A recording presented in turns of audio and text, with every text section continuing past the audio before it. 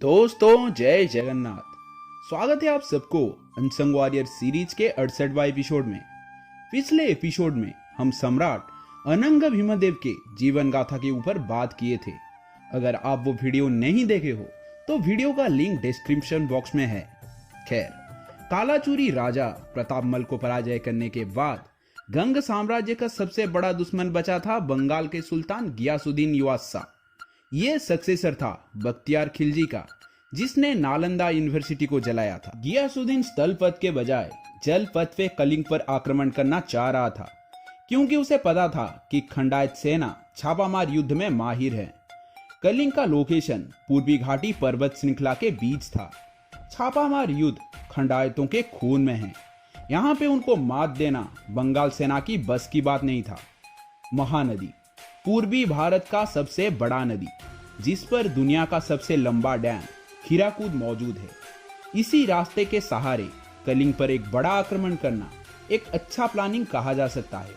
पर शायद वो भूल गया था कि जिस मिट्टी का कण कण भी दुश्मन के लिए पहाड़ के बराबर है, उसको भला वो इतनी आसानी से कैसे जीत लेगा। जिस मिट्टी को कब्जाने के लिए कभी अशोक को खुद युद्ध में उतरना पड़ा था। विजय मिला तो किस कीमत पर? 1 लाख लोगों के लाश के ऊपर। खैर, नौसेना लेकर बंगाल की फौज महानदी के रास्ते कटक पर चढ़ाई करने निकले, क्योंकि राजधानी अगर कब्जे में आ गया तो समझो पूरे साम्राज्य उनके अधीन आ गया। कलिंग की सेना भी तैयार थे। हमेशा युद्ध में बड़े बड़े हथियारों का बोलबाला रहेगा, इसका कोई मतलब नहीं है। बड़े और भारी भरकम बंगाल के युद्धपोतों का सामना हुआ कलिंग के छोटे छोटे हल्के और फुर्तीले युद्धपोतों से।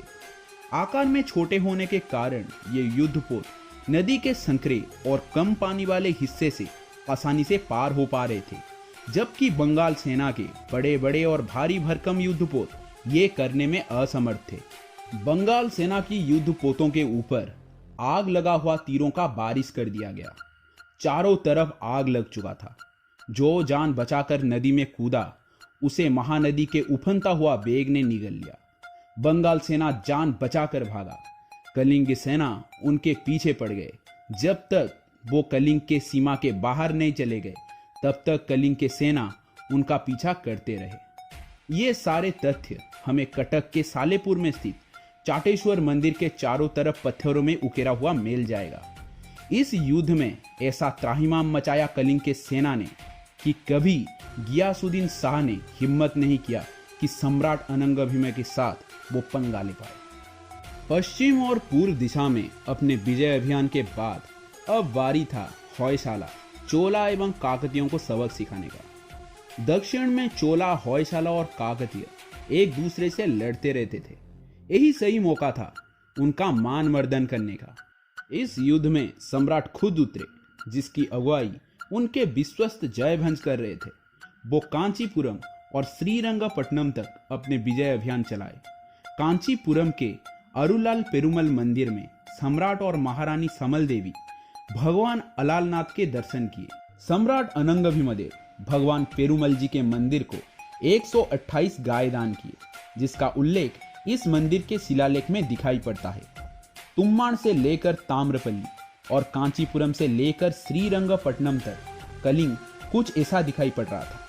चाहे कालाचूरी हो या फिर बंगाल के नवाब, चाहे वो काकतीय हो या फिर माइटी चोला एम्पायर, उस समय भारत में ऐसा कोई नहीं था जो इंपीरियल गंगा एम्पायर के विजय रथ को रोक सके।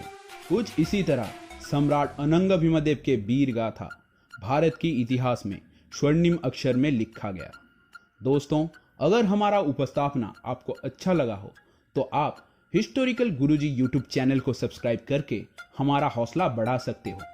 दोस्तों, मैं कोशिश करूंगा कि भारत का वो इतिहास जो आपके सामने कभी नहीं आया, उसको आपके सामने लाऊं। चलता हूं और मिलता हूं आपके सामने फिर से एक नए वीडियो के साथ। तब तक जय हिंद, जय भारत, जय जगन्नाथ।